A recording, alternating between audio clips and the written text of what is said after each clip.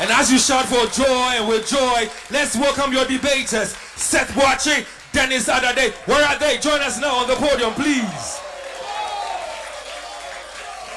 And Seth Boache is the principal speaker. Dennis Adade is the supporting speaker. There they are, ladies and gentlemen.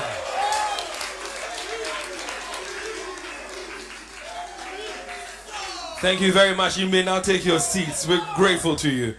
Listen, we're live on television, Joy Prime, Joy Learning. We're live on Facebook on LUV 99.5. Let's start the interaction, the engagement, the conversation. Let's get on Facebook and do this right now. And of course, you know that we've already introduced the best debater for the contest or for the day. So help us choose the best debater as well. A man for. Please stand. And if you're listening to us, you're watching us, you can also send in your tweets with the hashtag LoveFMHSD. I'm for please. You have a school anthem. We know that. As to whether you can sing it with pride and joy, that I don't know. But I would love to hear you sing your school anthem though. So the same drill. On 2. 1, 2.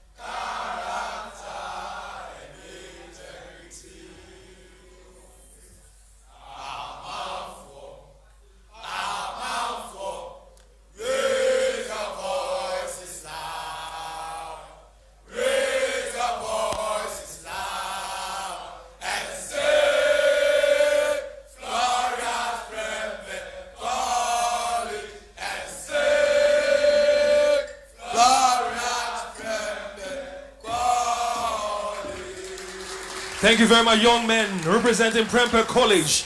Where are your debaters? And I'm talking about Manuel Kwekwe Siamam Pedu and Godfred Sanusi Kabiru. Manuel is the principal speaker, supported ably by Godfred Sanusi. And the motion is academic qualification should be a requirement for pastoral ministry. Like we always say, whatever you hear these young men say, it's purely for academic purposes. So if it's the name of a church, the name of a pastor, please take it in good faith. And as debaters and people who love debate, you know that if somebody amazes you or wows you with a point or a statement he or she makes, what do? So these are men who will be doing the battle this afternoon for us. So without wasting much time, Madam Chairperson, with your permission, can we go ahead?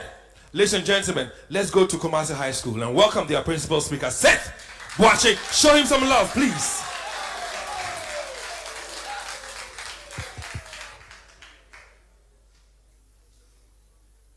The chair, panel of judges, accurate timekeeper, colleague debaters, all protocols duly observed. Good day. The motion before the House, and I quote, academic qualification should be a requirement for pastoral ministry. Unquote, sturdily and vigorously writes I, Nana Akufo-Addo Jr. says, the principal speaker for Kumasi High School to affirm the motion. The chair, before I proceed with my submissions, kindly permit me to expound the key terms in the motion to the simplest understanding of all and sundry. These key terms are 1. Academic, 2. Qualification, 3. Requirement, and 4. Pastoral pastoral ministry. Collins Dictionary defines academic as a thing that relates to work done in schools, universities, and colleges, especially work which involves reasoning and studying. Merriam-Webster Dictionary defines qualification as a quality or skill that fits a person for an office. Collins Dictionary defines requirement as a quality or qualification that you must have in order to be allowed to do something or be suitable for something. The Gospel Coalition defines pastoral ministry as a ministry of shepherding God's people. In simple terms, the motion posits that acquiring the quality or skill of study and logic in the rudiment of shepherding God's people should be one, and I repeat, one of the attributes that qualifies one to become a pastor. Ephesians chapter 4 verse 11, and I quote, "And he himself gave some to be apostles, some prophets, some evangelists, and some pastors and teachers," unquote. It is clear that pastoral calling is a divine one. There is no doubt. The chair, for clear and proper understanding of this particular motion, let's watch this video. Mama, Jesus. Oh, am I overgeneralizing? So with this, should we allow anybody who claims himself a pastor never be questioned the authenticity of his calling, but be allowed to lead as his intuition consists on a ticket that he has been called by God? Or on the other hand, we subjected to structured education that could go a long way to help him manage his own ministry? A question I pose, and that brings me to my first point. Having academic qualification as a pastor will help him have knowledge in biblical homiletics and hermeneutics. Homiletics is the art of preaching, teaching, or writing sermons for much practical understanding. Hermeneutics, on the other hand, is the branch of theology that deals with the interpretation of the Bible. So with this, how can you compare a pastor from God with academic training from Christian Service University with the skills in interpreting the Bible to an uneducated itinerant pastor who lacks ethics in biblical homiletics and hermeneutics? Paul was trained by Rabbi Gamaliel in Acts chapter 22 verse 3, and that helped him write 13 books out of the 27 books in the New Testament. Yes, I mean it took only Paul alone to write almost half of the books in the New Testament. With this, I can strongly conclude that academic qualification should be a requirement for pastoral ministry, as it will help them reach large audience. To my second point, ladies and gentlemen, it helps to sanitize the pastoral ministry. If the ability to heal the sick, reveal secrets, or pray for people to fall down under the influences of the Spirit were the only evidences of God's calling on a pastor, then believe you me, all sorcerers, magicians, and even those possessed with evil spirits will qualify to be pastors. Religion is a very powerful tool that, if left in the hands of uneducated or untrained pastors, could be used to delude the masses, especially in this part of our world where every single occurrence is most likely to be attributed to spiritual manipulation somewhere. In light of this, academic qualification should be a requirement for pastoral ministry, as it will not only regulate the sector but will also ensure sanity, especially in this dispensation where people open churches just like opening taps in their homes. This is why the president of Rwanda, in the person of Paul Kagame, affectionately known as African Strongman, when in 2018 he shut down over 6,000 churches and demanded for a degree in theology before one could set up a church because, quote and unquote, batekeri adoso.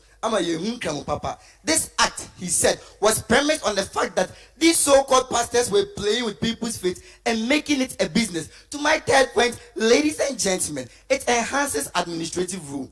One of the pivotal roles of a pastor is church administration. The church may appear to be a place where we attend services, but no, the church is much more, including a full functioning business or organization. In essence, church administration involves judicious stewardship of God's resources, that is finances, machines, humans, etc. And such a delicate area cannot be left in the hands of uneducated or untrained pastor. A pastor with an academic training will better manage all the facets of the church towards achievement of its goals and missions. To my fourth point, impartial panel of judges. It makes pastors open to social change. The church operates in a world that is full of crises and changes, and education gives the pastor aptitude to know how to manage the COVID-19 pandemic, where the churches were affected directly. Some of the pastors were unable to perform their duties because they lacked the requisite knowledge required to meet the external factors. Some were even arrested for violating the COVID-19 protocols because they only relied on anointing, forgetting the knowledge. This is why in Hosea chapter 4 verse 6, and I quote, "Because you reject knowledge, I reject you as my priest," unquote. It means anyone who rejects knowledge is rejected by the Lord. Start reading your Bible and stop rejecting emotion like this. To my faith point, impartial panel of judges, it equips them with appreciable level of wisdom. Pastoral duties are embedded primarily in communication. To be able to help your audience understand very well, the skill of communicating to your audience is undoubtedly very important. Most of the pastor's style of preaching is polemic. I say polemic in the sense that most of the pastor's style of preaching is primarily on verbal attack on someone, something, or cultural relativism without facts and figures backing their delivery. A typical example is a pastor preaching in this market. Let's watch this video.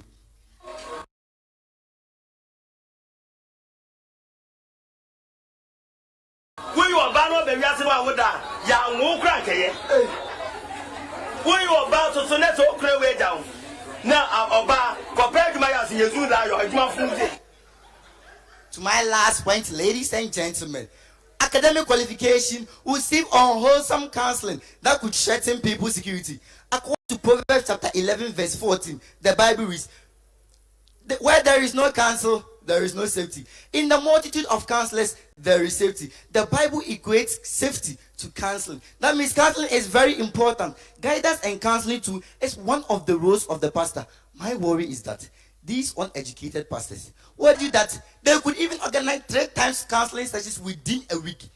That is why most people are killing their fathers and mothers because of the counseling these so-called pastors give to them. A typical example occurred in Nigeria where a 30-year-old woman killed her mom because of the counseling her pastor gave to her. Such an educated pastor will never do this because it is part of their curriculum. That is guidance and counseling. Even if he do so, he will be questioned for his certificate. It is a national issue, so alarming. We are killing our human resources. If all of us are to kill our parents, which is our fathers and mothers, how many will be left in the country? We need to speak against it. In view of that, academic qualification should be a requirement for pastoral ministry. Because if the counseling go wrong, who are we to question? Are we to question God? But for the educated pastors, their certificate could be questioned. The chair, all protocols duly observed. We are not against anointing. But what we are saying is that it should be among all the requirements of pastoral ministry, academic qualification should be part of it. And then it will help raise our Christianity. The chair, all protocols duly observed. From the factors are these, as my learned audience are nodding their heads, looking at the defeated faces of my co-debaters, I believe at the end of this clip. Thank you.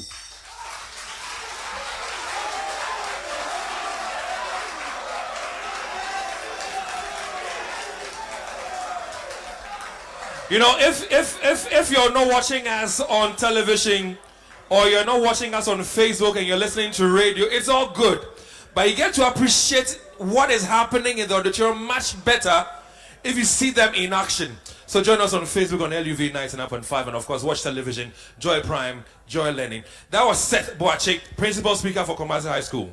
Let's go to Prempeh College and invite their Principal Speaker, Manuel Kweku Esiama Ampedu, to defend their motion.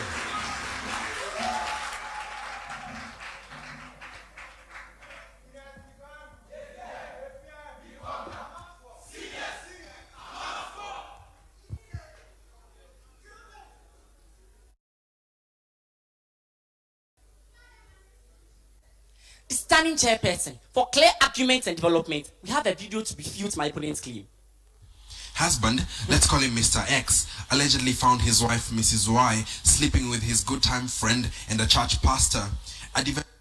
My opponent with all of his assertions wanted us to believe that academic qualification is a must-have for effective pastoral ministry.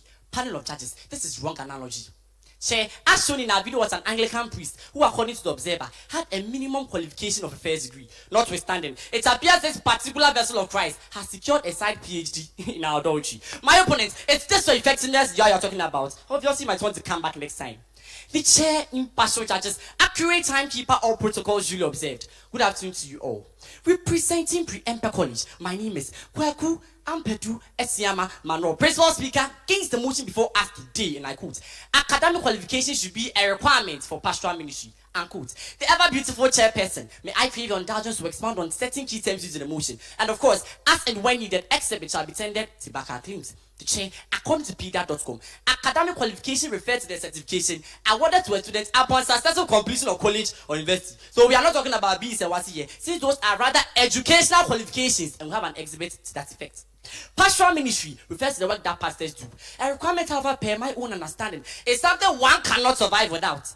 All in all, the chair, the motion simply sees to possess that one cannot become or survive as a man of God without a minimum qualification of a first degree. So, Kumasi High School, your job today is to justify why a chain of degrees should be the oxygen for winning souls of Christ. And if you know you have otherwise, then start tearing them to pieces. Or just like your principal speaker, you defeat. Panel of judges, for the purpose of a more compelling, organized and clear debate, we have split our presentation into 2 dimensions. That is one. My presentation focused on why academic qualification cannot be a requirement, as my subordinates comes up with facts on what then should be the requirement. Now, with all these into concept, the chair, our premier point in opposition of a resolution is that academic qualification cannot be fully trusted. Now, the House, pay attention. As displayed on the monitor, it's a certified evidence from ResearchGate, which stipulates that there are over 300 unaccredited universities in the US, with 800 operating worldwide, of which Mother Ghana is no exception. With this, over 2 million fake certificates have been distributed in the space of just 1 year. Panel of judges, it would interest you to know that just one fake master's or PhD degree costs $5,000.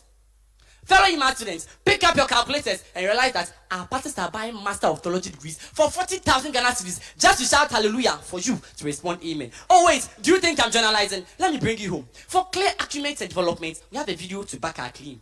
The cleanup of the country's public workers, including teachers and pastors, using fake certificates. Headline: build widespread use of fake certificates by public workers.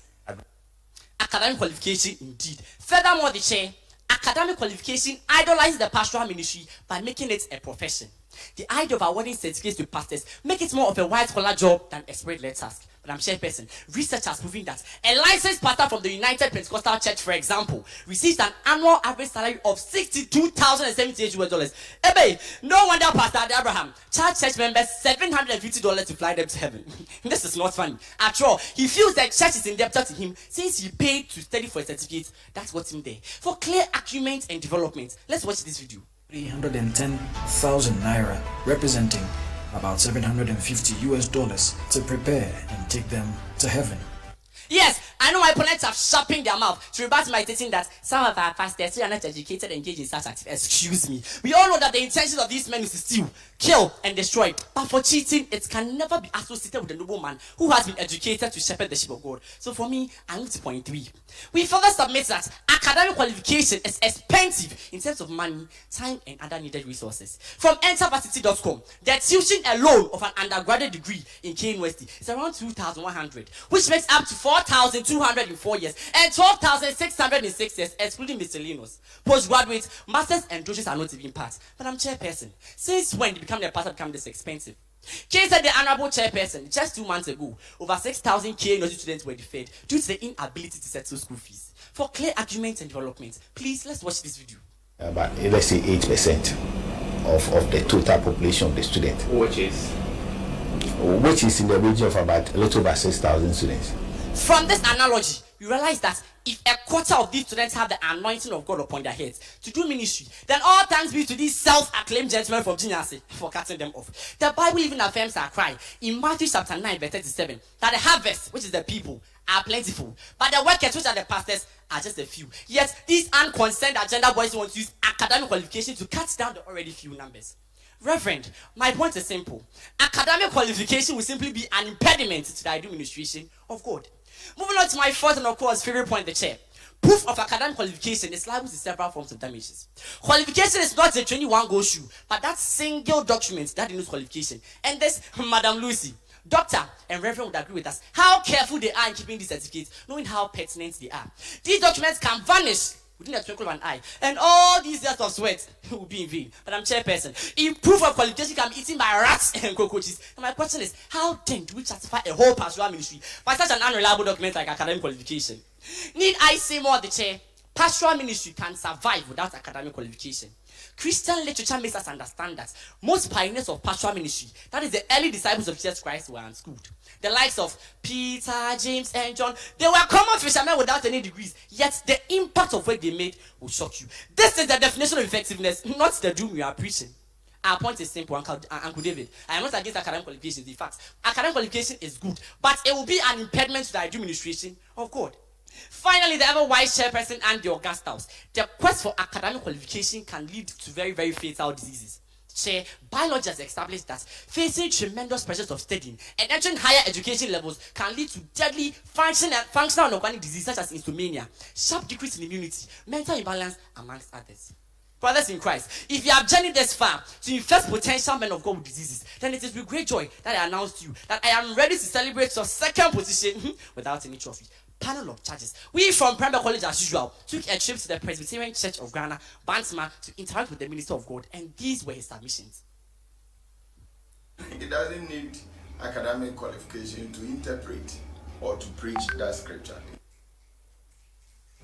For me, that person must not be denied, because it will take the Spirit of God and the power. From the horse's own mouth, with this, if God be for us, what then shall be against us? Now, rebuttal. My opponents claim that academic qualification will bring sanity to the pastoral ministry. Panel of judges, this is poor analysis. In as much as academic qualification will bring sanity to the pastoral ministry, it can never be compared to the rate at which brotherly love, unity, and proper practical application of the word of God will. Academic qualification without these virtues will bring all of us back to square one. My opponents also debated that from the perspective of Paul, that Paul was learned and he was a judge and blah blah blah, and then because of that, Paul was learned, because of that he could write plenty letters. The chair, Paul without that Holy Spirit was nothing. He was misbehaving with academic qualifications until he went to Damascus. When that light shone upon him, that was when the Holy Spirit endowed with him pastoral ministry, and it wasn't the degrees that he had that aided. Actually, no pastor pastes his degrees on the walls to show that he's qualified. Thank you.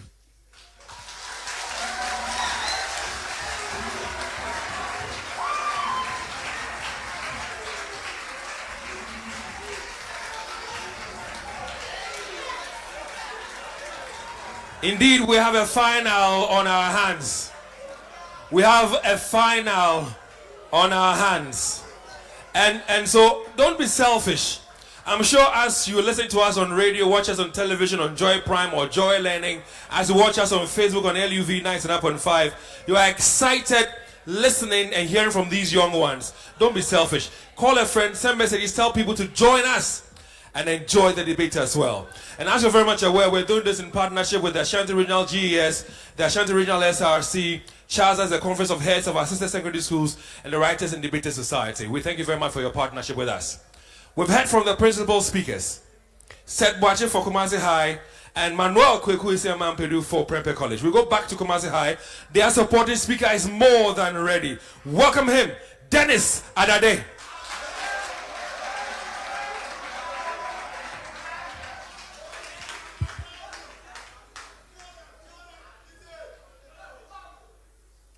Among four, let's get interactive today. In this ever-changing world, where the mental faculty of each and every single society is being developed to seeking a positive impact, that arises the need for the religious sectors to match up and tune in to the problems of today. So then, gentlemen, to my first question. If doctors, lawyers, psychologists, and all other professions undergo an institutional training in order to improve upon their various sectors, why should the pastoral ministers be left out? A question I pose to you. The chair, panel of judges, accurate timekeeper, colleague debaters, fellow students, ladies and gentlemen, good day. Dennis Osu Boateng Adade is my name, and I'm the supporting speaker for Kumasi High School, speaking explicitly to affirm the motion, which I quote and unquote, academic qualification should be a requirement for pastoral ministry. The chair, since my principal speaker has already elucidated on the technical terms in the motion, I move forthright. The chair, indeed, in this era, academic qualification is indispensable, especially to the pastoral ministry. And here are my reasons to buttress our claims. First, the chair, my opponents may come here to assert on their second coming that some academically qualified pastors engage in malpractices, such as the mismanagement of church funds. Gentlemen, that will be sheer overgeneralization. The chair, the house, let me break this down. Academic qualification rather equips the pastor with bi-vocational skills. Doc, recently, I was reading the course outline for theology at the Christian Service University College and Valley View University College. And to my utmost surprise, courses like masonry and teaching were included. Yes, masonry and teaching. The chair, by inference, it equips the pastor with vocational, technical, and business skills to be able to effectively manage the church without over-reliance on church funds. So then, gentlemen, if a selfish, individualistic, greedy pastor seeks to fill his pockets after having all these vocational skills at his disposal, who are we to blame for mismanagement? A question I pose to you. The chair, moving on, academic qualification through effective theological teaching also introduces the pastor to social sciences such as anthropology, sociology, and cross-cultural communication skills. The chair, the house, for a better clarification of my points, I've split this argument into two folds. First of the chair, with an increase in racial disparity and cultural diversity, there appears the need for an academically qualified pastor with the rudiments of social ethics and good communication skills to be able to effectively communicate with this ethnically mosaic society in order to curb the menace of false speaking.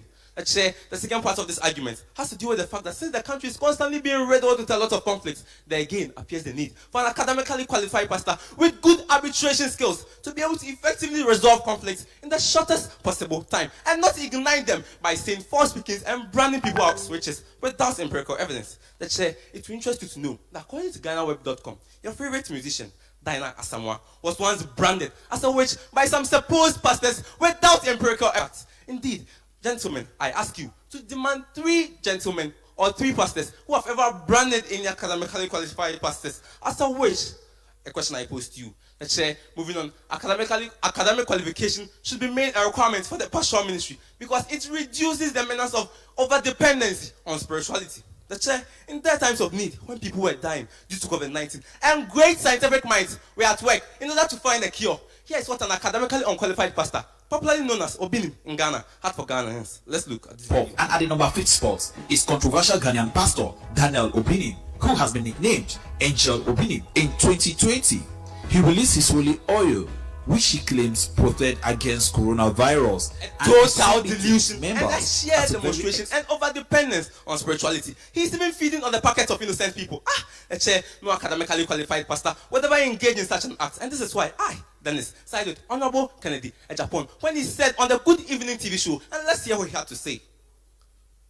We've been doing something on pastors, and you said the Ghanaian youth should stop going to church, should stop listening to pastors.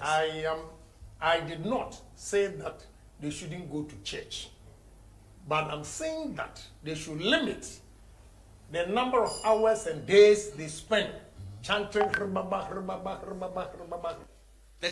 Moving on. Lastly, academic qualification also keeps the menace religion poses to the environment. According to NairaLandForum.com, a Nigerian pastor cut down a 100-year-old forest reserve tree on the basis that it is an evil spirit. Hey! An evil spirit. Wow, indeed. I'd like to ask my opponent this question. That if every single pastor in Ghana was to cut down every single tree, how many trees would be left for you to get the dining new earth before coming here? A question I posed to you. Now, permit me to make some efficient rebuttals. My opponent tended a video to show that pastoral ministry is a proof. Gentlemen, lack of knowledge you perish. According to James chapter 3, verse 14 to 17, it says there are 4 levels of wisdom, namely earthly wisdom, intellectual wisdom, common sense, and devilish wisdom. The fact that you have a spiritual calling does not automatically guarantee that you have an intellectual wisdom. They also asserted that some pastors are unable to afford it. Hey, so you have money to build a church, yet you don't have money to go to school in order to perfect your ministry. This is why I sided with Derek Bock when he said, and I quote and unquote, if you think education is expensive, try ignorance. They also asserted that their supporting speaker would be mounting the podium to bring the other requirements which would be needed for the pastoral ministry. No, we are not saying that there are not other requirements. The motion simply says that pastoral ministry should be made a requirement, meaning that all other requirements are accepted. So your duty is to debunk all fallacies that support academic qualification. They also asserted that they also showed proof of academic qualification being eaten by rats. Gentlemen, so if anything that will help you get money and save the souls of men will be eaten by rats, then you must be a careless boy. They also asserted that you cannot survive without academic qualification. No, we are not saying you cannot survive without academic qualification. It seems they are deviating from the motion because the motion simply possesses that academic qualification should be a requirement, something that is needed for pastoral ministry, not something that is needed to eat or survive. Indeed, you are even contradicting yourself because you said that.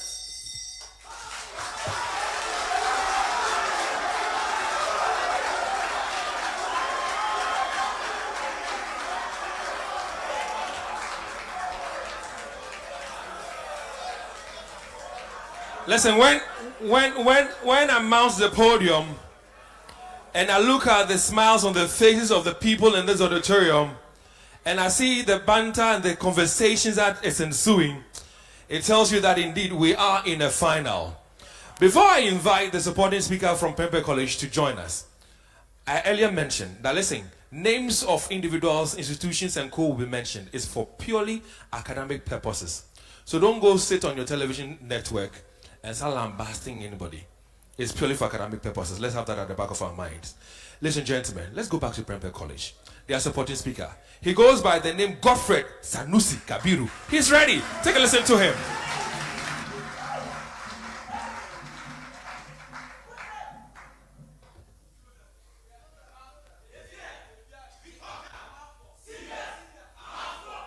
Standing chairperson, my opponent alluded that academic qualification helps pastoral ministers with critical thinking or knowledge. Impartial panel of judges, this is a wrong and a typical misapplied authority. For clear argument and development, we have a video from Pastor Matthew Ashimolo to refute their claim. You DJ questioned the subject of tithing, and 40% of Nigerian pastors could not exegete the subject of tithing.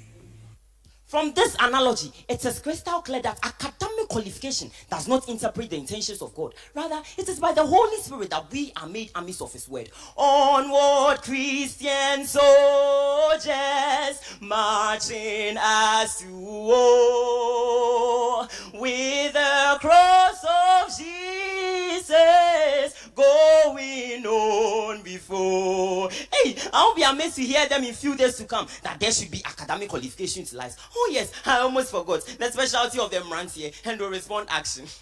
Action indeed. The standing chairperson representing Prempeh College, I am Godfred Kabiru Sanusi, a proud and eloquent subordinate speaker in opposition of the set motion before this august house. Quote and unquote, academic qualification should be a requirement for pastoral ministry. The chair, by the clear development of sound arguments made by my principal speaker, per my role as a subordinate speaker, I will therefore proceed by adding organized facts as to what then should be requirement for pastoral ministry, hence the better alternatives. With all these two concepts, point one, the chair, spiritual calling supersedes academic qualification, hence should be a better requirement for pastoral ministry. Madam Lucy, biblical research has it on record that the Greek word kalio, which is one divine call, means to be breathed upon an attraction for a particular course of life. The standing chairperson, Jeremiah chapter 1 verse 5, affirm our cry that the prophet Jeremiah was appointed, or should I say, spiritually called by God in his mother's womb, even before birth. This brings us to the realization that it is never our effort, including academic qualification, that we all have been chosen by God to grace this occasion.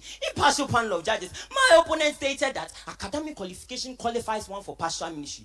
Reverend, this is a hasty conclusion. Turn over to Exodus chapter 4 and you find out that God does not choose the qualified, but rather qualifies those He chooses. And you are here contradicting the whole story. What a pity. Point two, the chair of the house, pastoral ministry requires one with self-interest or genuine interest, not academic qualification. What the Pharisees of genius forgot that is there is a requisite for passion and pain in pastoral ministry. Panel of judges, now listen to me. Prophet Elisha had 50 prophets antagonizing his ministerial part, including his own master prophet Elijah, which should have been a stumbling block for his quest to do God's work, but perseverance and interest said no in 2 Kings chapter 2. Same can also be said for Nathanael, the disciple of Jesus Christ, whose interest to do God's work drew him to the fig tree where he read the 5 books of Moses. That's the Torah, as proven by the rabbinic literature. The chair, this is where Jesus Christ saw him fulfill his ministry in John chapter 1 verse 48, and this cannot be attributed to your so-called academic qualification. So I move on to point number 3. Pastoral ministry requires one with experience, not academic qualification. They were even impatient in their research. The standing chairperson, Jesus' exposure to ancient Greek history made him devise the use of hermeneutic tools, parables, values, and even the reference to past events to help others. This was a normality for every Israelite after the 70 years exile from Babylon, and this needed no academic qualification to learn. Panel of judges, they again stated that academic qualification helps pastoral ministers to acquire Christian norms or values. Dog, this is sheer stereotyping. The facts, this is sheer stereotyping. We have an evidence from the Canadian Council of Christian Charities to refute their claim. We could start with values. Sure. Well, values is a great place to start because it's foundational to everything. So when you come to values, you need to start with a solid biblical foundation of replacing biblical foundations with academic qualification. You should be scared. Excuse me. Point 4, the chair of the house, instructions from the Holy Bible should be key requirements for pastoral ministry. Madam Chairperson, 1 Timothy chapter 3 verse 1 clearly states some instructions for pastoral ministry. These include but are not limited to 1. Sober-minded. 2. Gentle. People of God, if God the all-wise monarch has already set his own requirements, how on earth, I repeat, how on earth does Kumasi High School want to tamper with any of this? Father Lord, forgive them, for they clearly do not know what they do. 0.5, my lovely audience, tolerance, open-mindedness should rather be key requirement for pastoral ministry. Madam Chairperson, Lifeway Research has it on record that all workers of God should bear with all persons with patience, affirm or accept norms or values that may be incompatible with this. You are even lucky to have one in this house. Ask him if a pastor should not provide solutions to people from different religion, race, or country. Impartial panel of judges, they again stated that academic qualification helps pastoral ministers with all these qualities. Hey, I now understand why the lines in my trousers are more straighter than the lines of your thought. The fact that said that someone has a PhD in sociology or theology does not make him tolerant. Tolerance is a virtue, not an academically acquired gift. So, Prof, I proceed to further rebuttals. For clear arguments and development, let us all take a second look at the video exhibit sent in by my opponents. We've been doing something. My opponents from the start of this competition have relied on comments made by some public figures as evidence. Doc, this is sheer stereotyping. The fact that one sat on national television or radio to speak on an issue does not make it empirical. Remember, we stand here to prove the empiricism of our truth, not what seems to be true. Dio gracias.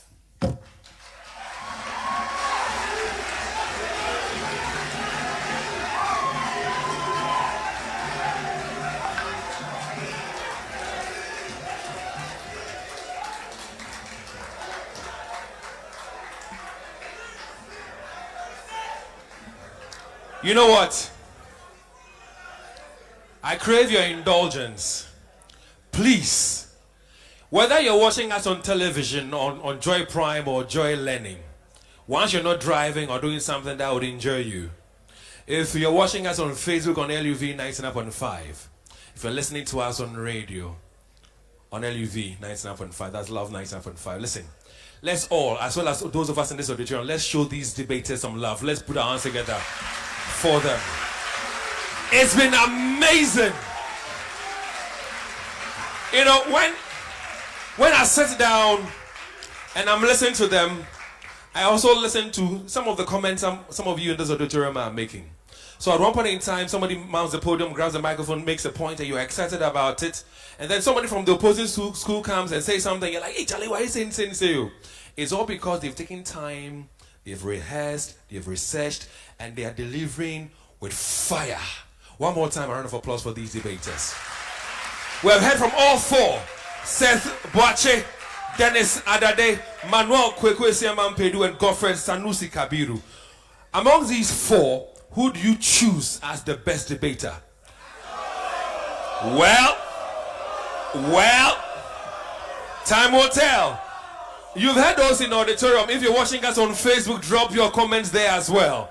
So we'll go back to these schools, invite their principal speakers one more time. The motion is academic qualification should be a requirement for pastoral ministry.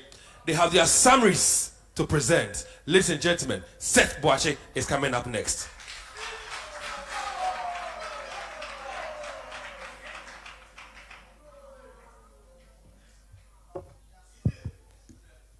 The chair, all protocols duly observed. My second comment is to give a summary of the cogent point we raised to affirm the motion. We contended that academic qualification should be a requirement for pastoral ministry because 1. It helps pastors have knowledge in biblical homiletics and hermeneutics. 2. It helps to sanitize the pastoral ministry. 3. Academic qualification makes pastors open to social change. 4. Academic qualification equips pastors with appreciable level of knowledge. 5. It enhances administrative role. 6. Academic qualification will receive unwholesome counseling that could threaten people's security. 7. It equips the modern day pastor with bivocational skills. 8. Academic qualification through effective theological teaching introduces the pastor to social sciences. 9. It reduces too much delusion and overdependence on spirituality. 10. What is the last one? It reduces the menace religion poses to the environment. Now, on the chair, permit me to rebut some fallacious assertions. We are here to educate the audience, not to rain insults. Trying to rain insults on us can never intimidate us.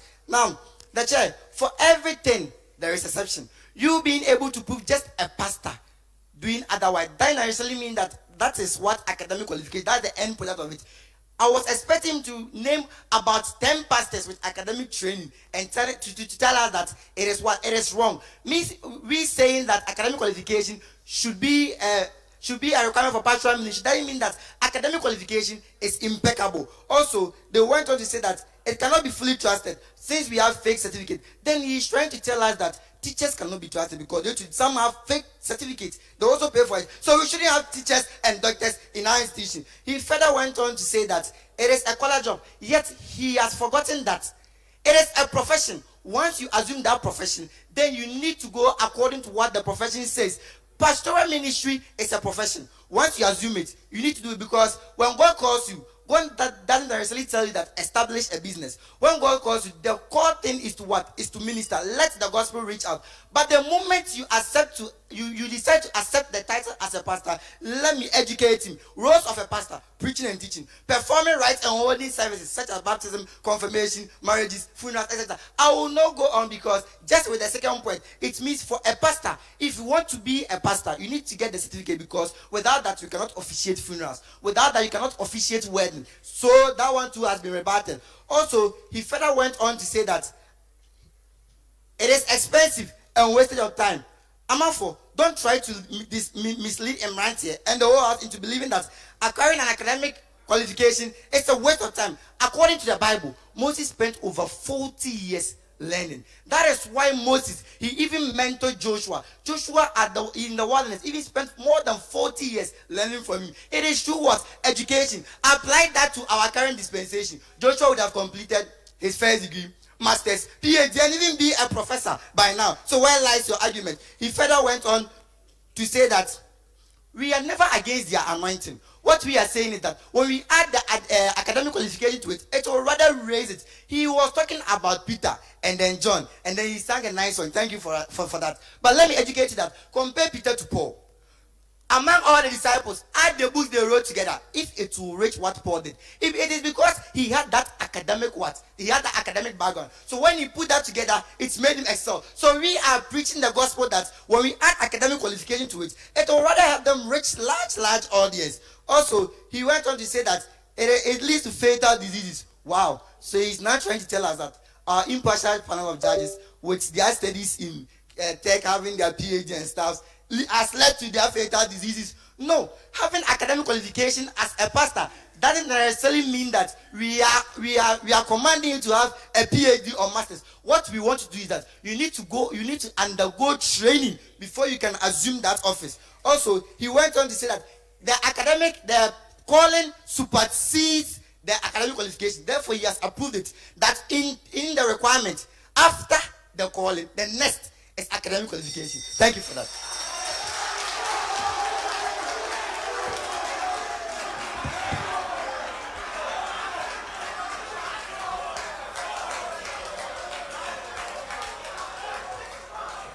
Gradually, we are coming to the end of the finals of the 2022 Love FM High School debate.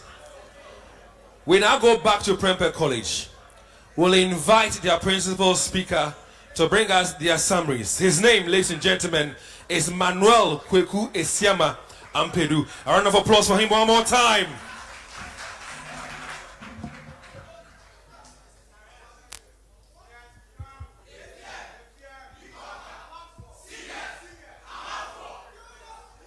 Chair, I am here to present a summary of what has been put together by my subordinate speaker and me. In the first phase of our argument, we debated that academic qualification can never be a requirement for pastoral ministry because 1, it cannot be trusted. 2, it idolizes the pastoral ministry by making it a profit-making industry. 3, it is expensive in terms of money and other needed resources. 4, proof of academic qualification is liable to several forms of damages. 5, the pastoral ministry can survive without academic qualification. 6, the quest for academic qualification can be fatal.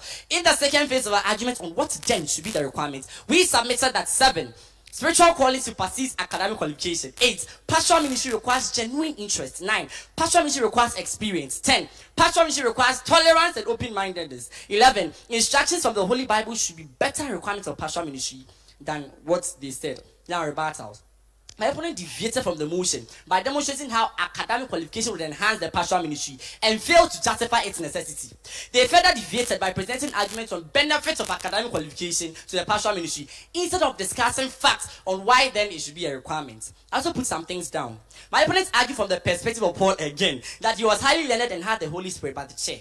And so Paul had met the Holy Spirit on his way to Damascus. He was misbehaving with his qualifications. Nonetheless, in his writing to Timothy and Titus and the other 11 churches, he never made mention of academic qualification. So how dare my opponents put things in his mouth?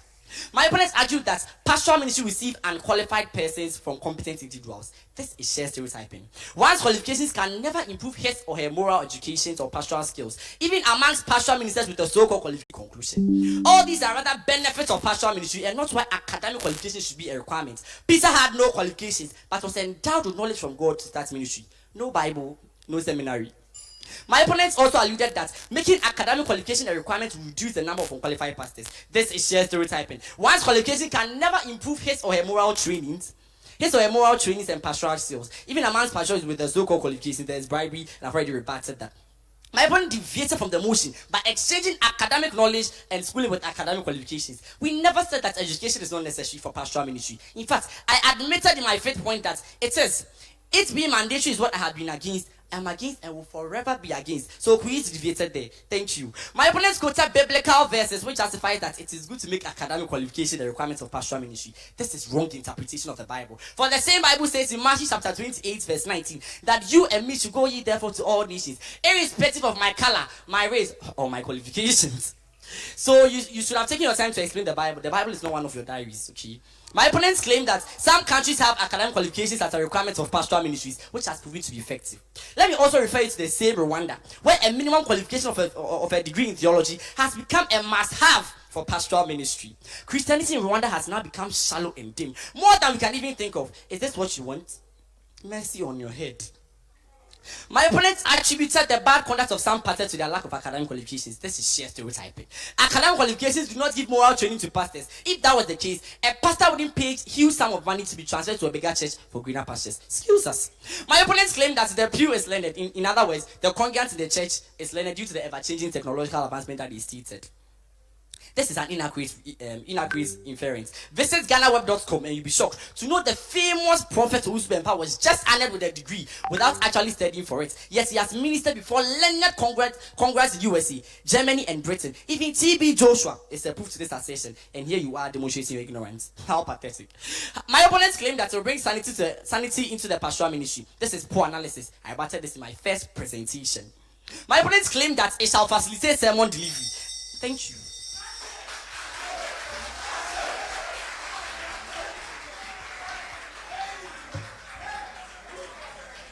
Well, I'm very sure that as you listen to these young guys do their debate, if any of our sales guys came to you asking you to be a sponsor and you refused, I'm sure that by now you'll be hitting yourself and you are disappointed. Next year, the 2023 edition will come your way. Get on board and let's do this together. Ladies and gentlemen, we've come to the end of the competition. The 2022 edition of the Love FM High School Debate is officially over, but we're waiting for the results to judge winners, to crown champions who have the bragging rights, at least for the next 1 year until the 2023 edition. You heard from Seth Boache and Dennis Adade representing Kumasi High School. Please show them some love for me. And thank you very much. Thank you very much, gentlemen. Emrantia. Manuel Kwekwesiama Ampedu, Principal Speaker for Prempeh College, and Godfred Sanusi Kabiru. Thank you very much, too. Thank you.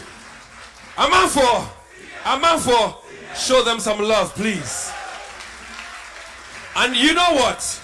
At this point in time, let's all, students or non-students, let's put our hands together for the patrons. They've done a yeoman's job.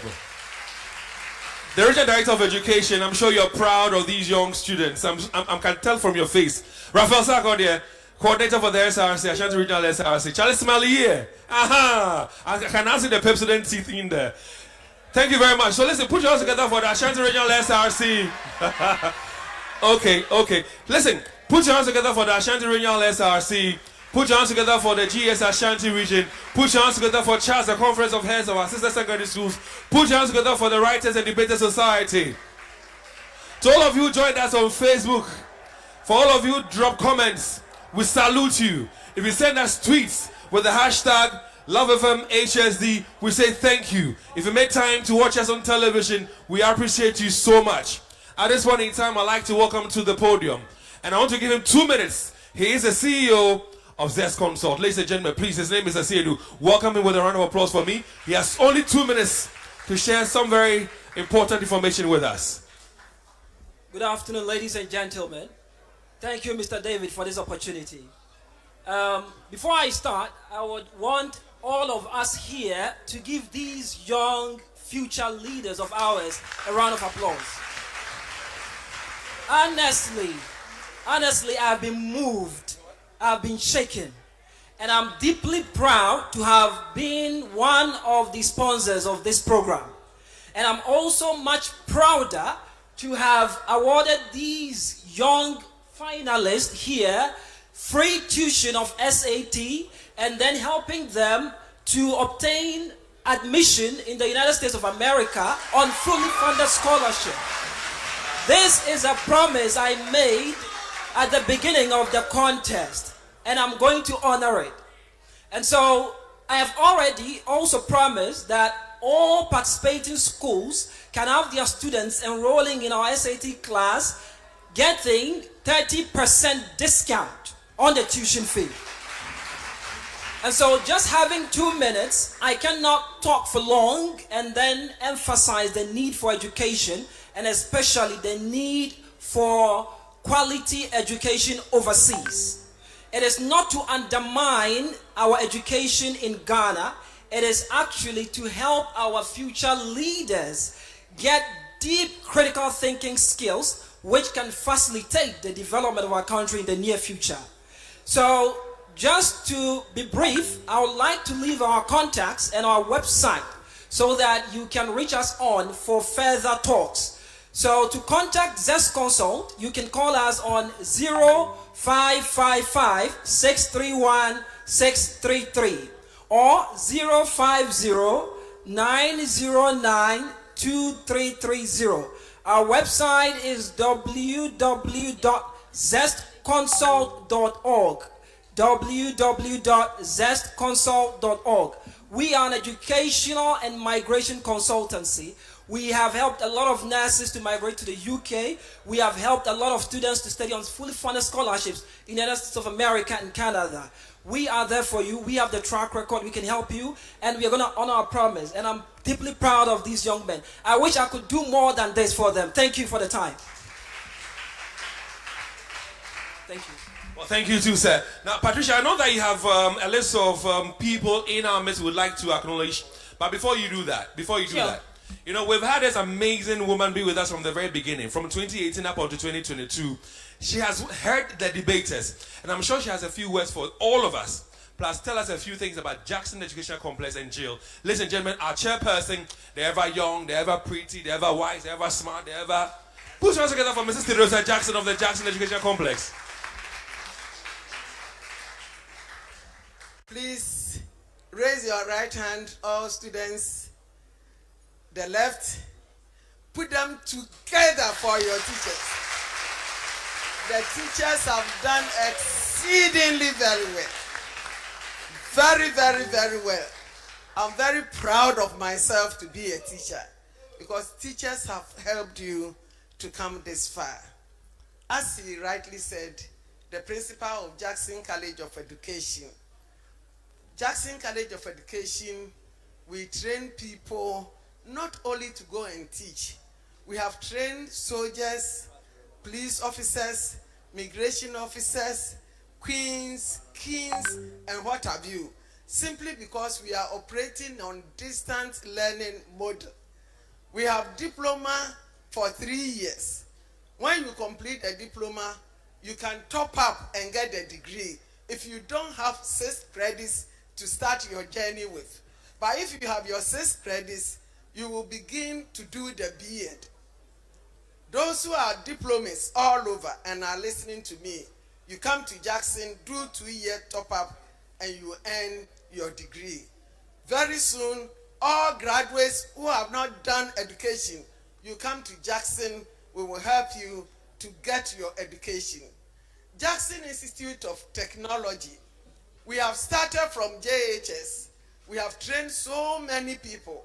As I speak, we are training the teachers in KNUST with Microsoft tools. So any school who wants us to come your aid, we are ready to come and help the teachers. You know we are in the 21st century, 4.0 education. We are no longer chew, power, pass and forget. Look at how our debaters have displayed. I salute all of you. They have done very well. There are some of us, if we call us to even come and stand here to talk, we will shiver. But look at the confidence with which they have displayed. Oh, let's clap for them again. Let's clap for them again. Let's clap for them again. Then I spoke to you about Jackson Institute of Innovation and Technology. In collaboration with Sapo Institute in UK, we are recruiting nurses to go to UK. So any nurse, healthcare nursing, midwifery, general nursing, community health nursing, and anybody who is not a nurse but desires to work in the healthcare system, if you are a graduate or diplomate, you are also qualified to go to UK and work. As I tell you, a number have gone. With us, if you go through the professional exams and interview, you have free accommodation, free visa, and free airfare to UK. And some have gone. It's not a lie. So tell others. You can reach us on this number 0557 123 I want to go over again.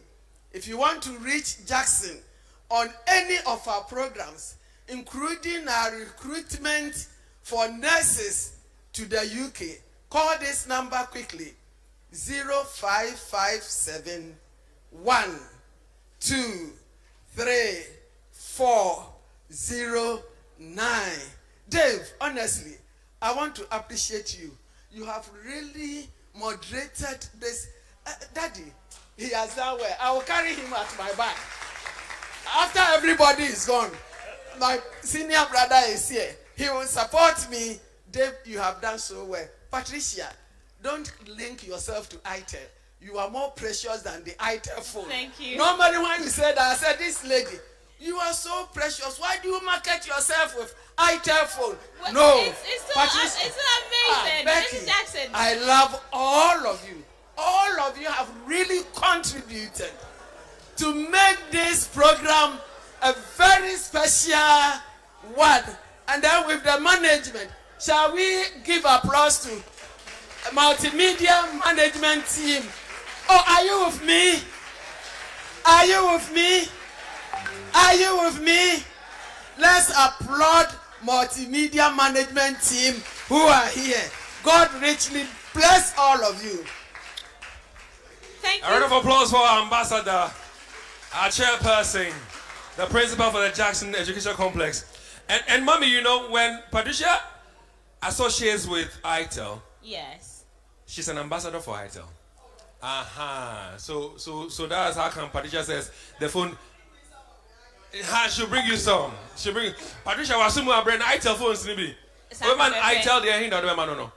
The A58 Ghanaians really supported us, and so it sold out. That's the reason why we brought the P38. And to Mrs. Jackson, we owe you one ITEL P38. Nice one. Simple there. and easy. Let me acknowledge the presence of Nana Eboesiema. He's one of the PROs for the Education Service right here. He's being supportive of the Love FM High School Debate, one of the judges for the previous editions. Nana Eboesiema, thank you very much for your presence. Patricia, please take it away. Absolutely, and of course, we also need to acknowledge the presence of Mr. Wahab Edusei. He is the CEO, that's the Chief Executive Officer for Madam Catherine Clinic. If you are here, please let's wave. Please let's acknowledge him. Mr. Wahabedu said, Madam Catherine Clinic, and of course the blood tonic, they produce it. We also have in our midst President and also the University Relations Officer for Wisconsin University College, that's in the person of Professor Strakulate and Mr. Kwatin Abebio. And so if they are here, we'd like to also see and acknowledge them. Thank you so much.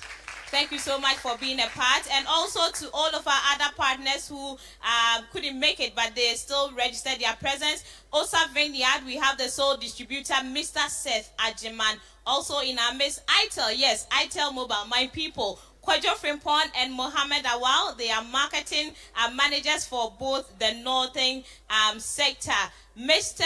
William Addo of Ultimate Fashion, he's the CEO. He also supports the Love FM High Schools debate. And the team from Best Brain Publications, we say thank you so much. Dawood Herbal Hospital, Dawood Mohammed, we say thank you for your support. GT Bank, Uncle Joe and Co, we say, wouldn't you rather bank with us? And of course, Prince Osei Tutu Skills and Acquisition College, we say thank you so much, Prince Osei Tutu and the whole team. We acknowledge the fact that you are part of this debate. Now let's just move briefly to some of the comments on our Facebook timeline. Obiniyem. Dolly Bay says, Prempeh, we are. Enoch Yabwa says, Kumasi High, we are in Rantier. Asamoah Boachi Obed says, Prempeh College is winning. It is a must. Linford said, high school is no match for Prempeh College. Let's go to Drip Kwesi Lord, who says, Manuel. And Kenneth Adomako says, Dennis all the way. Enoch Yabwa says, hey, Kuhis. Kofi Safu Abebio says, Rantier. And this one, Willis Beat says, Senior Godfred Sanusi Kabiru is the best speaker. Prempeh College all the way. Amount 4. Godwin Benghazi says, Godfred is the best debater. Nanaya Joyce says, PC all the way. Mamia Mabrefi says, Seth Boache. And this final one from Jonathan says, the contest is hot. And so, who handles the hot or cold version? David has that sole responsibility, and so I'm going to hand it over to him. But remember, you can keep your comments coming in on our social media timeline. The hashtag remains LUVFMHSD. Thank you very much, ladies and gentlemen. Well, thank you very much, Patricia. And ladies and gentlemen in this auditorium, I like to, do a few things. As a team, we work together, and as we've been able to come to you with this edition of the Love FM High Auditorium. To put your hands together for our social media team, please. Let's show our social media team some love. Thank you. As well as our technical team. Put your hands together for our technical team. Oh, we can do better with the applause. Let's put our hands together for our technical team. Thank you very much. One more time to our partners. That is Ashanti Regional GES. We thank you very much, Mom. Thank you very much. The Ashanti Regional SRC, we say a big thank you to all of you. To the Conference of Heads of our sister secondary schools, and to the Writers and Debaters Society, once again we say thank you. To Christian Service, Prof, thank you so much. Thank you so much. God bless you. To a panel of judges, bless you. All of you. Mama Lou. To, of course, our chairperson, our ambassador, Charlie, God bless you too. Now, at the beginning of the contest, especially for the third place contest, I made mention and introduced you a doctor. He's a gynecologist by profession. Now, you know what? He's a man of many colors. At one point in time, he's acting. Another breath, he's doing something else. He is a public interest advocate. And he gave something out from his own pocket to the third place school, that is OT. Now, he has this envelope that will be given to the winning school this afternoon as well. He's now the board chairman for the National Health Insurance Authority. Ladies and gentlemen, Dr. Ernest Kwaku has 2 minutes to speak to us. Show him some love for me, please. Thank you, David. I will do less than 2 minutes. Actually, it's an ambush. But who am I not to say something? I've been part of this family. I'm proud to say that the very first edition, I was a judge sitting right here. So I thank Multimedia for always thinking about me as part of their a participant of their programs. I really don't know what to say, but to thank the organizers. They started a journey and the pathway was unsure, but they've grown it into such a brand. May I ask you to applaud them for me?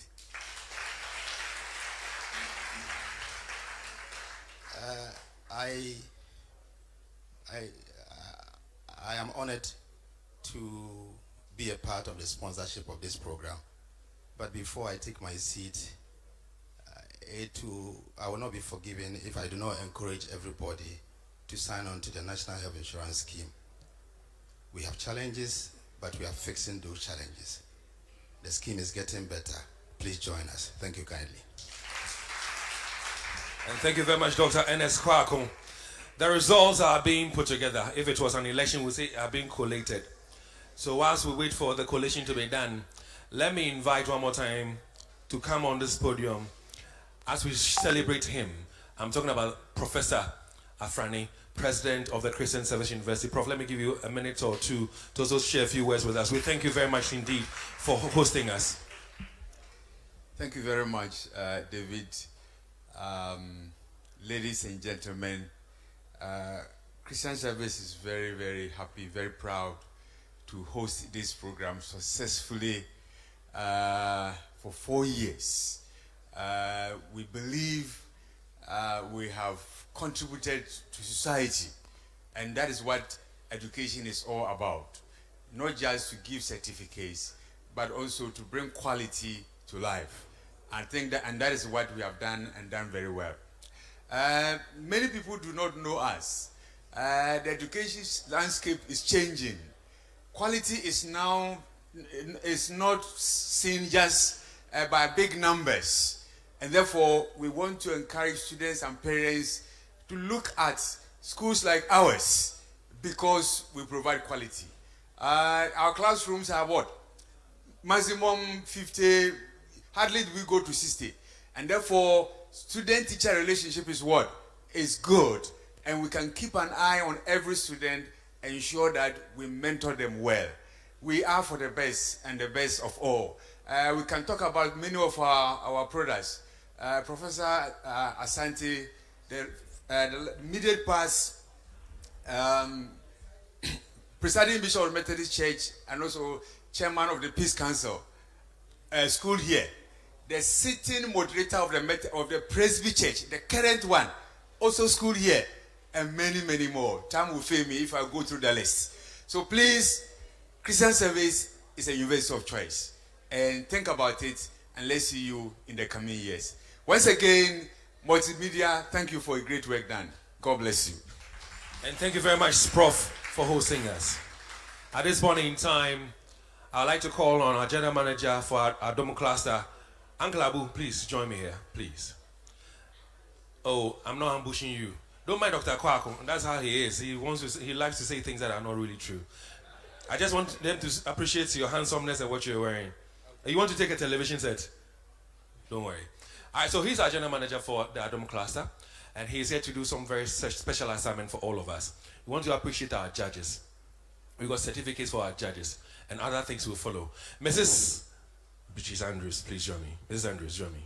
She's been with us from the very beginning. Ladies and gentlemen, show us some love, a round of applause for her. And so, as she mounts the podium, Abu, please grab a certificate and present it to her for us. We love you dearly. We're grateful to you for all you've done for us, Mrs. Andrews. God bless you. Isn't she looking pretty this afternoon with her red and, the combination? I love the combination, though. Put your hands together for Mrs. Andrews for me. Thank you very much. Let me call on Reverend Alaya. He's also with us as one of the judges. We appreciate you, sir, so much. So please mount the podium and grab your certificate. I don't know whether you're going to put it in your office, in your hall or your bedroom, whichever way it is. I mean, enjoy it. It's from us to you. Thank you very much. Thank you very much, Reverend Alaya. Mamalu! Mrs. Lucy Bonku. She's taught English and taught English literature for 30 years. She's now, a PhD candidate, reading more English. Mamalu, thank you very much. Thank you very much. Thank you very much. Thank you. Thank you very much. Now, Professor also has his, but he's not here with us today, so we'll be taking his to him. But let me call on our lead judge. He and I we had our own fights, our own arguments, our misunderstandings before we come on and bring it to you. But in all this, we've done it with love. Dr. Peter Englishman Arthur, our lead judge. Yeah, empiricism. There's an empirical evidence that you were our lead judge. So thank you very much. Take your empiricism home. Is it for your home, your office, or where? Uncle Abu, thank you very much. Okay, so I'll ambush Dave. Apart from Adron Brands, I also look after Joy Learning. And I think that this is the right forum to talk about Joy Learning. You know, in 2019, we launched a channel that was focused and targeted to senior high schools. And just after we launched it, COVID came. As if we knew that COVID. Because before 2019, Multimedia had a fund, an educational fund for brilliant but needy students. And we had always been thinking about how we could expand it and make sure that quality education will get to people no matter where they are in Ghana, any hamlet, any village. And you know, the multi-TV platform was reaching everybody already. So we knew that it was a really brilliant platform to put the Joy Learning channel on. And then we launched the Joy Learning channel. When COVID came and people went home, we became a channel of choice. I want the students to use the Joy Learning channel. We have a lot of products on it. We have revision shows when it's coming to exams time. We have a lot of lessons in the core subjects. So please patronize it. Tell people all over Ghana that they can access quality education from the best teachers in Ashanti, in Greater Accra, in the Central region on the Joy Learning channel. Thank you very much. Oh, Charlie, he's one of my bosses. Oh. If you don't show him some love, I'm not going. Thank you. Listen, I must appreciate all of you students. All of you here. From OT to Presby Bompata to high school to Prempeh College. You've been amazing. I mean, some of you don't go by the names you have for yourselves for nothing. I mean, like Imran here. You are gentlemen indeed. Put your hands together for your own selves. And to the Prempeh College boys, Prempeh College Amanfo, Charlie, we love you too. But no matter what the results turns out to be today, you are all winners. From OT to Presby to Prempeh to high school, all of you are winners. I think the results are still being collated. Hey, okay, the room is still hot. So let me call on them rantiers to give us some small motivation. In 2 minutes, listen, respect my time for me, 2 minutes. Some small jama, please. Let's have a feel of your jama, your morale. Let's do this in 2 minutes. So we give 2 minutes to Prempeh College as well. Imrantier, Imrantier, Imrantier, Imrantier, over to you.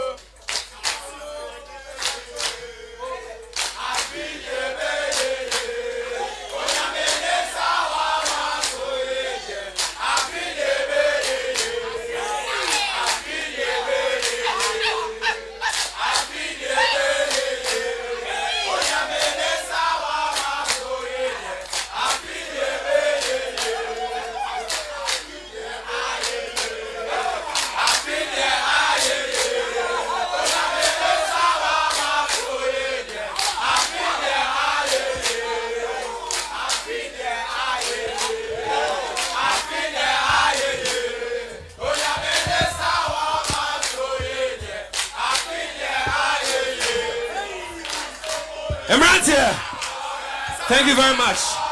Thank you for the love. Emrantia, thank you very much for the love. Thank you, Emrantia. A man for. Please, your Jama, 2 minutes, please.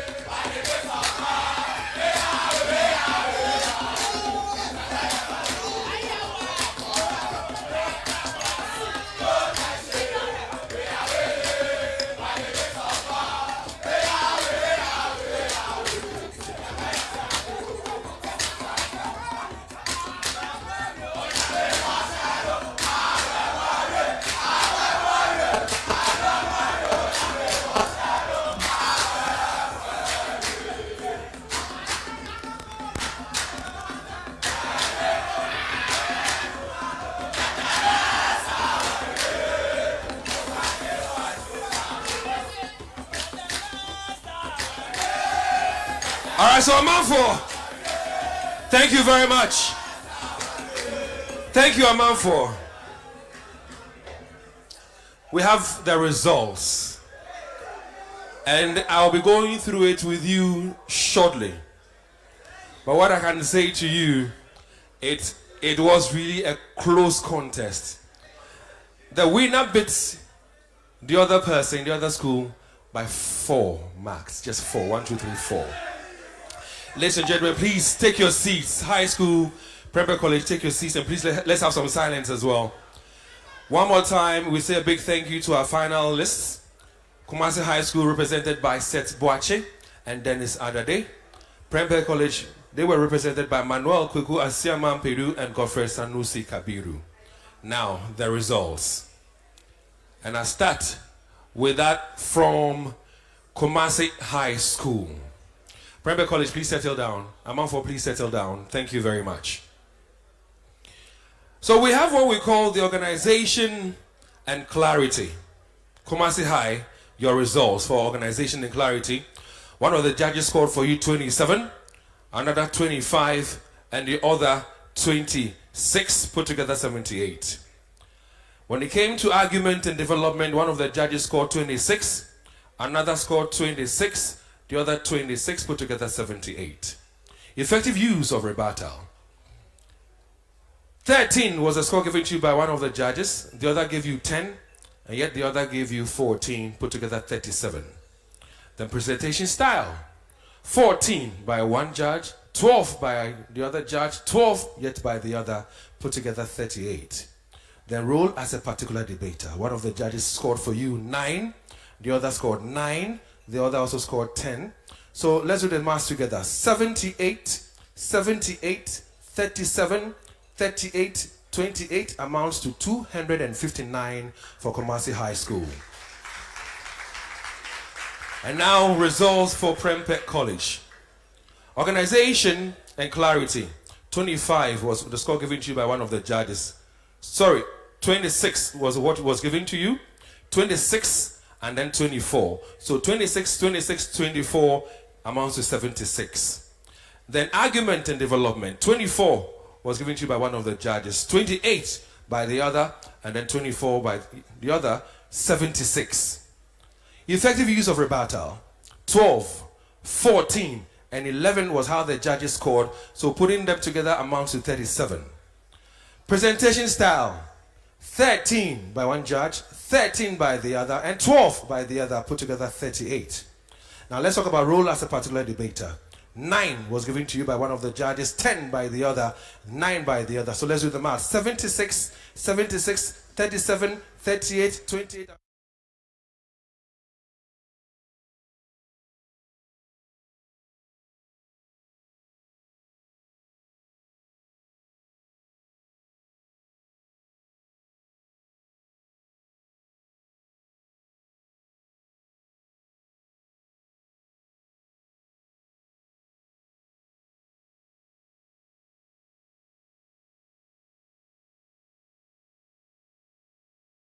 Congratulations to Seth Boache. Congratulations to Dennis Adade. To Manuel Kweku Esiama Pedu and Godfrey Sanusi Kabiru. We say better luck next time.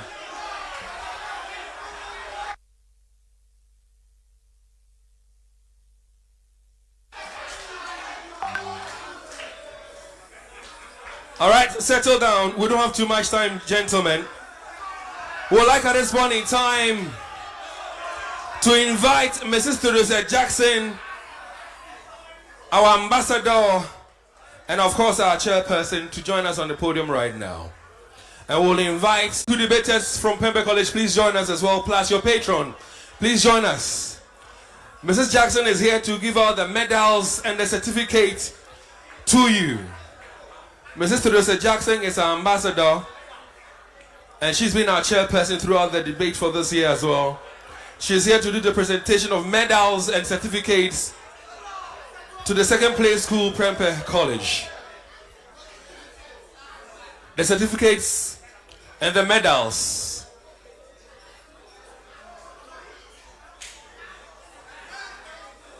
Please, let's do this very quickly, please. Let's do this very quickly, please. Let's do these presentations very quickly. Medals and certificates represented by Mrs. Theodosia Jackson. Thank you very much.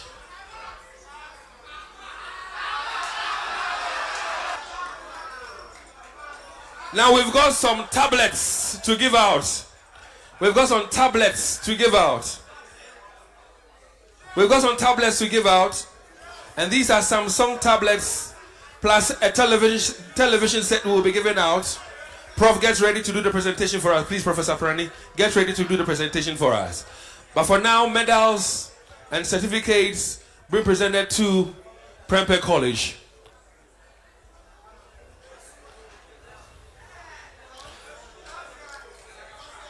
Please, let's do this very quickly. Let's do this very quickly. Emmanuel, please, step forward. Emmanuel, step forward.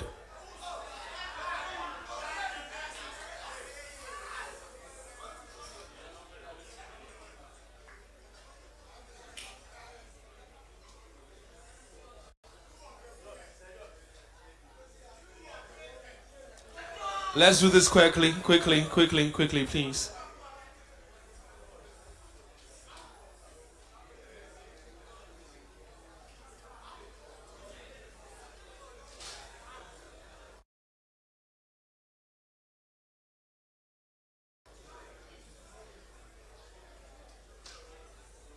So Mrs. Theodosia Jackson still giving out certificates and medals to the second place school, which is Prempeh College, Amount 4. Do we have their patron, please, to pick up the certificate on behalf of the school, please? Let's do this quickly, please. Prempeh College, the patron or the head. Okay, so we have one of the assistant heads with us. He's assistant head, Mr. Paco. Yeah, he's here to pick up the certificate on behalf of the school. Thank you very much, sir. Thank you very much. Thank you very much. Next, and debaters, please still stay with us. Debaters, still stay with us because we want to present to you some Samsung tablets and television sets. And at this point in time, I'll call on Professor Afrani to mount the podium and help us with the presentation. Thank you very much, Mommy, Mrs. Theodosia Jackson. Thank you very much for your time and for your support and help. We've got some Samsung tablets, 2 of them, plus some television set. Professor Afrani is on the podium now. He has the tablets in his hands, and he's about to present it to the debaters for Prempeh College. 1 each for the debaters. Sanusi takes 1, and Pedro takes the other. And then the television set. Headmaster, domestic, please. Mr. Paco, please join us one more time.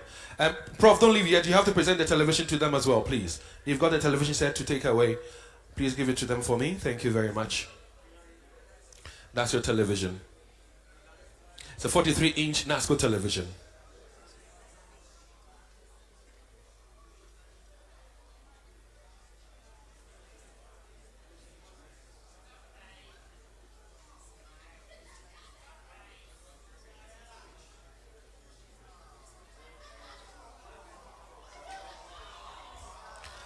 Mrs. Andrews.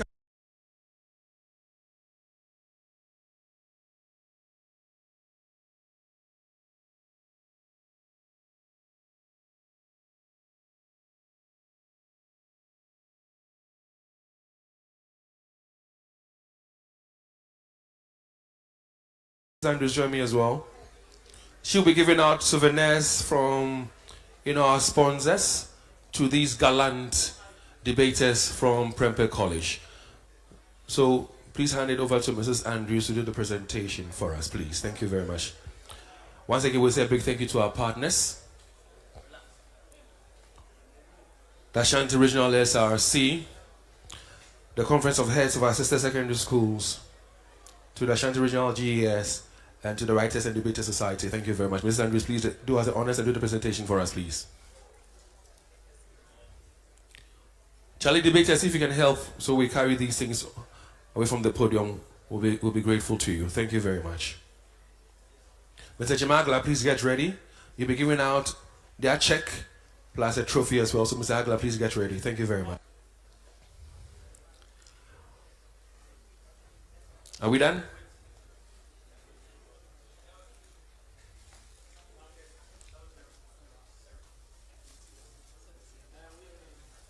Please, a round of applause for them for me. Show them some love. Thank you very much. Mr. Agla, can you join me now? You'll be doing the presentation of the check plus a trophy as well. All right, so Jimmy is going to present your check to you, check of 2,000 Ghana cedis, plus a trophy as well for placing second in this year's debate. Yes, Mr. Parko, thank you very much, sir, for your time. Thank you so much, Mr. Parko. I think your headmaster domestic, yeah? Yes, sir. Yes, sir. Thank you very much. So that's the assistant headmaster domestic, Mr. Parko there, being handed the 2,000 Ghana cedis check from Jimagla, general manager for the business here in the Ashanti region, plus your trophy. Be proud of yourselves. You came in and you did so well. We're proud of you, Prempeh College. Thank you very much. Please, a round of applause for them. Please, a round of applause for them. Thank you. Thank you. Thank you. Now the turn of the winning school. Emrantia. Emrantia. Emrantia. Congratulations to you. A round of applause for yourselves. Mommy, this is like a form of exercise for you, so don't mind me. Please join me one more time, please. Thank you so much. Do we have the medals here? Eric, where are the medals? Please, let's have the medals plus the certificates. Let's do this quickly. Medals and certificates, let's do this quickly. A big thank you to our accurate timekeeper, King Davis. Thank you very much. King Davis Boydu, thank you very much. Ladies and gentlemen, this is the winning school for the 2022 edition of the Love FM High School Debate. The Imrans here from Kumasi High School. A round of applause for them. Mommy, give them their medals for me. Their medals and their certificates, please.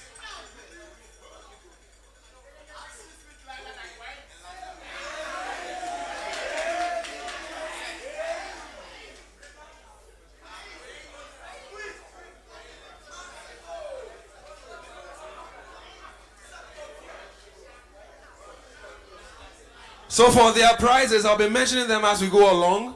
We're giving the medals and certificates for now. The presentation is being done by Mrs. Teresa Jackson. Don't forget there's a Dubai trip in there as well. There's a Dubai trip in there as well. So we're going to go through the list. Don't worry. A lot of things for them. So we have medals and certificates being presented right now. Medals and certificates being presented right now to them. That's the winning school, Kumasi High School. And that's been done for us by Mrs. Theodore Jackson of the Jackson Educational Complex, Jill and all. Certificates now, please. Where are the patrons? Baba? Baba, where are you? And I think if the headmaster wants to join us, headmaster join us. Oh, Hobedu, join us. That's the headmaster for Kumasi High School, Hobedu. Anastasia, I see you. Is he a student or a patron? So the medals, certificates are still being given out to them. The medals and certificates are still being given out to them. CEO of Zest Consult, get ready. You'll be joining me shortly. CEO of Zest Consult, get ready. Get ready. You'll be joining us shortly on the podium. Solomon James, if you're here, please move forward. Pick up your certificate.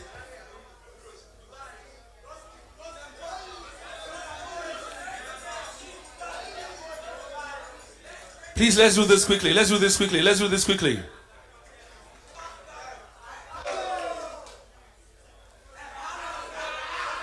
So, Mr. Siedu, join me now. Mr. Siedu, join me now. CEO of Zest Consult, join me now. Mommy, the last one to go. Huh? Thank you very much. Oh, head, please pick it up. Head, pick it up. I'm sure this is going to be in the office. Mr. Hobedu, headmaster for Kumasi High School. Thank you very much, Mommy. So the next on the list is a 50-inch television set plus some souvenirs. Mr. Sedu, CEO of Zest Consult, will be doing the presentation. So where's the television set? Where are the souvenirs? 50-inch television set plus souvenirs. So that's your television. That's your television.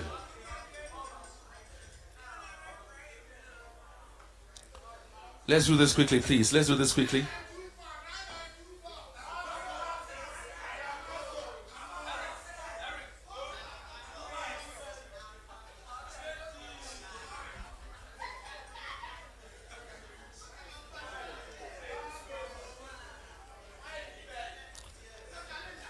Thank you very much for being a part of the 2022 edition of the Love FM High School Debate.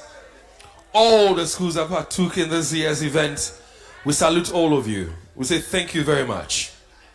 Don't forget that next year, 2023, we'll bring to you another edition of the Love FM High School Debate. So let's do the presentation very quickly. Mr. Sedu, please help us. Mr. Hobedu, please. The debaters, please. The patron, all of you. Stand behind. These are some of the prizes. We've given you so many things already. There's more to come your way. So these are some of the prizes we're giving to you right now. Are we done with the picture taking? Thank you very much. So let's quickly move them away from the podium. We have more coming up your way. Let's quickly move them away. Mr. Asedu, thank you very much, sir, for your time. CEO of Zest Consult. Mr. Jim Agla, General Manager, Multimedia Kumasi, please join me. Mr. Agla. Jimmy, please. All right, so thank you very much. Let's clear these ones quickly. We have more coming up their way. Okay, so let's leave them here. We add on. Mr. Jimmy Agla to my right, please.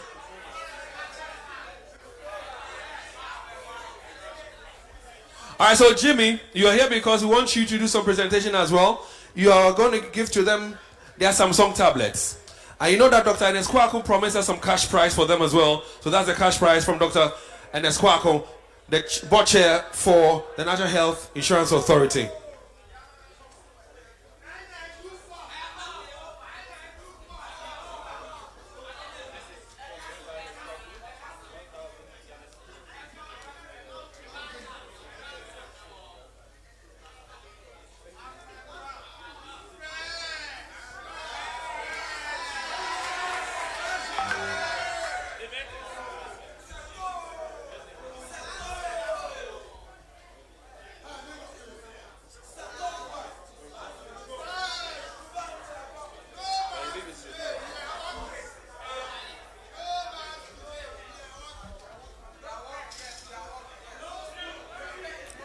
Thank you very much, Mr. Jimagla. I'd like at this point in time to invite Miss Mary Owusu Efriye, please, to join us. She is the Regional Director of Education. Please show her some love for me. A round of applause for her, please. Thank you very much. Miss Mary Owusu Efriye, Regional Director of Education. She has to do the presentation of the check, 3,000 Ghana cedis worth. That's a check, plus a trophy. Where's the trophy? Headmaster, where are you? All right. So that is a check for winning this year's edition of the Love FM High School Debate. Where's the trophy? Where's the trophy, please? Where's the trophy? Please give the trophy to her as well for me, so she does a presentation. So to Kumasi High School, congratulations to you.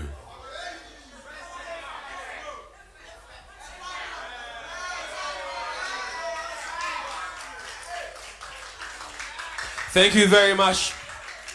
Dauda Abdulaziz, if you're here, please join me on the podium as well. Dauda Abdulaziz, if you're here, please let me see you. Are you Dauda? Or with Flora, huh? Which one is your favorite? No, all the Flora products. The tissue, which one is your favorite? The pocket size. What are you doing? Are you married? You're married? Okay, you understand what I'm saying.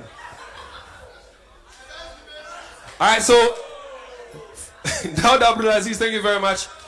Alright, so we are about to announce the best debater for the final contest, ladies and gentlemen. Seto, indeed it is. And that is why Abdulaziz is here. Where is he? Oh, Abdulaziz, join me, please.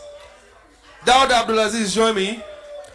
And we are adding something to the winning school as well. So let's put it all together. Abdulaziz, add this one to it for me. So, the rep for Madam Catherine, can I have you join me on the podium as well? Abdulaziz, please give it to them for me. Give it to them for me. Rep from, okay, Madam Catherine is right here. Oh, you are the CEO? Okay. Yeah. So, just hold on briefly. Hold on. Adade, once he's taking that, you take this one, Adade. So, do the presentation.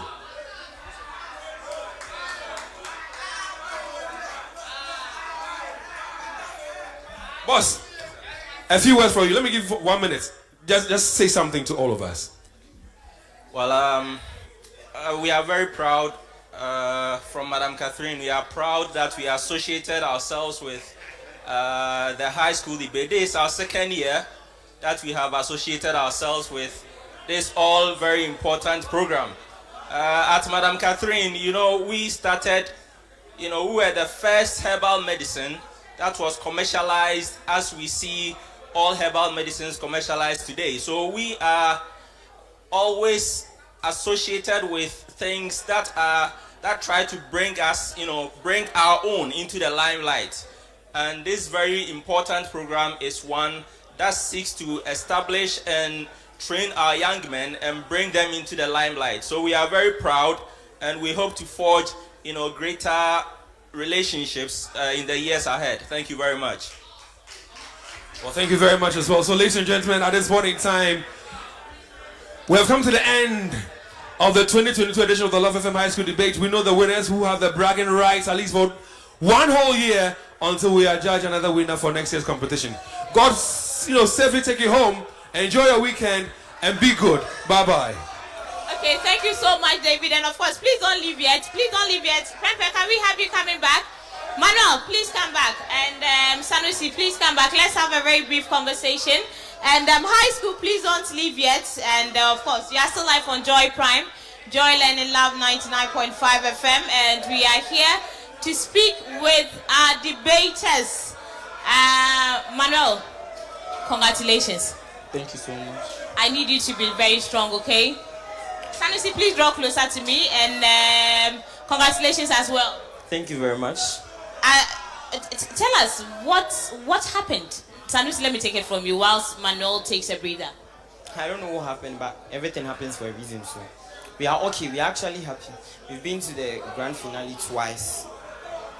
It shows that we are also there. So next year we are coming back and we are taking it. I see. Manuel, what would you want to add? Nothing. We said that the glory of God will show in our victory, and then we are victorious. So, amongst 175 schools that were into this competition, we are the two left, and it's by the grace of God. We appreciate Him for that. I see. So thank you so much. Yes, Sanusi, go ahead. I want to thank everybody, my mother for coming. She's sitting right there. I want to thank her for bringing me this way. I want to thank Kumasi High School too, and congratulate them as well, and give big ups to Whitney and I think Jeffrey from KNUST Senior High School. They did really, really well. We appreciate them, and Kumasi High also did well. And moreover, I'm happy because I'll be writing SAT, free SAT. I'm happy. Moreover, we are the best. Absolutely. And congratulations once again. You guys did so well. You did amazing. And of course, we know we are not going to see the two of you next year, but rather the new crop of students or debaters from Prempeh, because you're actually a senior school also joining us. Thank you so much for being a part. And so, yes, we have come to the end of the Love FM High Schools debate, the 4th edition. And at the end of this competition, yes, we held, of course, the 3rd and the 4th position first. And at the end of that round, Osei Tutu Senior High School became the 3rd, or they took the 3rd position, of course, in this debate. And the grand finale, of course, Kumasi High School are the winners of the 4th edition of the Love FM High Schools debate. You just heard us speak to debaters or students from Prempeh College. We can now have Kumasi High School, the debaters, Dennis and Seth. Are you around? Let's have a very brief conversation. Dennis and Seth, please join me right now and show Dennis. I think we can start from you whilst we wait for Seth. Congratulations, gentlemen. Thank you very much. And Seth, how are you feeling? We are very happy. Please draw closer to me. Let's have a conversation. I mean, speak like winners, okay? Tell me, how did you do it, Kumasi High? I think I cannot give you a strategy to be particular, but I can say that it's God. It's God. Yes, the God will be serving. I told you that He's the author and then the finisher. And then now He has finished it for us. It is finished. I see. Dennis, let me find out from you. Was it like a very easy motion for Kumasi High? Is that what you would say? As it says, it's the God of wonders. Like, it was very hard for us to win, but then by God's grace, we just buried them, okay? We buried them. If they are gentlemen, they should come back and deal with us again. Next year, we are poised for them again. Next year, we'll be winning each and every single time. And God bless everyone who helped us so much. Anyway, but what would you want to say to Prempeh College? Okay, what I want to tell them is that they shouldn't be sad. because they equally did well. Just like I said earlier on in the morning that we are equally good, but the only difference is going to be that we are going to win God to our side, and then we did that. That was the only difference. So they shouldn't be sad. They did well. They put up their best. But actually, this trophy wasn't meant for them. It was meant. Can we see the trophy? Can you show it to the cameras? Yes. So this is a very beautiful trophy that has been won by Kumasi High School for emerging winners of the 4th edition of the Love FM High Schools debate. Thank you so much, gentlemen. Let me speak with your trainer, Baba, also right now. And Baba, congratulations. Thank you, Pat. And tell me the feeling. Tell me about it. Indescribable. Pat, I have a problem with you. I told you at OWAS and St. Hubert that go and tell the organizers of this competition, that is your company, Love FM and then Multimedia, that they shouldn't be disturbing the rest of the schools that are competing this year, because Kumasi High School, we were winning. And you said no, Munche, your school will beat us. Yes, we did. We gave you 11-point gap. Have you forgotten? And this day, we have given Prempeh 4-point gap. They did well. But I am saying that we don't brag. Whatever we say, we do. So next time when you are organizing and I tell you, Pat, go and tell Multimedia to hand over the trophy to a school B, do so. Don't worry the rest of the schools, else a school will come here and collapse. A school will come here and collapse. So the feeling is indescribable. We are so excited. First of all, I am so grateful to the Almighty Allah. Every Friday when we come here, I go and pray. You are my witness. And after the prayers, I come and tell you, Pat, since the contest is being held on Friday, my school is winning. So God, Allah has not forsaken me. And he has been behind me and my boys. Today we've won. Congrats to the entire team, everybody involved, the headmaster, patron, Anastasia, Madame Vero, and the entire Kumasi High School fraternity. We say thank you, and the old boys. They've done so well to support us. I thank my boys. Patricia, one thing about competitions is that it is so difficult to train students, but if you have students who are willing to obey your instructions to the core, you are confident of victory. That is what my debaters did. They listened to every single advice from us, and they have exhibited it. We have won. We are thankful to everybody. Thank you. Okay, so Baba, before you go, let's see. Baba, please wait. Baba, wait. Baba, what would you want to say to Prempeh College right now? Patricia, Prempeh College, they are good. But before, when we came for the draw, my principal speaker said, and then the other debaters, McGavin and then Dennis, they came to me outside there and they asked, said, Entinanka school and I mentioned 2 schools. I mentioned Prempeh College and I mentioned Yasantua. That those were the schools I wanted to, because at the initial stages, they were not doing so well. But I said, if you allow Prempeh College to proceed in a competition, they get better as they proceed. So I wanted to beat them at the early stages and then eliminate them. That never happened. They've done Kumasi High, and then we met them the finals, and then we've given them 4 points. Now, I can tell them that yes, they have, but one advice for them is that they should never let their prowess in other areas elude them, because they seem so disrespectful sometimes when they are meeting some schools. If you look at some of the debaters, if they take it to the higher level, sometimes it will go against them. Learn to respect every single school that you are competing with. Accord them maximum respect, because they are equally good teachers who are training them. So they shouldn't think they are, because they are Prempeh College, they can underestimate and then come and then sometimes say abusive words against their opponents and go scot-free.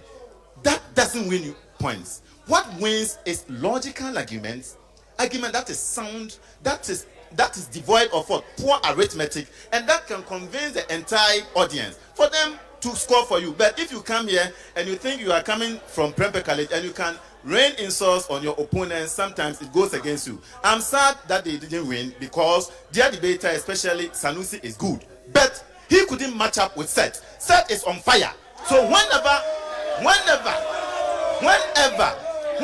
Seth decides to go for the kill, like I always say, Diana Hamilton said, Seth will always do it again. Okay, so thank you so much. That is Baba the trainer for the Love FM High School winner, the 4th edition winner, that's Kumasi High School. And so on this particular note, we'd like to say thank you so much on behalf of the technical team to, of course, all of our collaborators, the Ghana Education Service, the Conference of First of Assistant Senior High Schools, the Ashanti Regional Students Representative Council, and of course the Ghana Education Service, and all of our wonderful sponsors.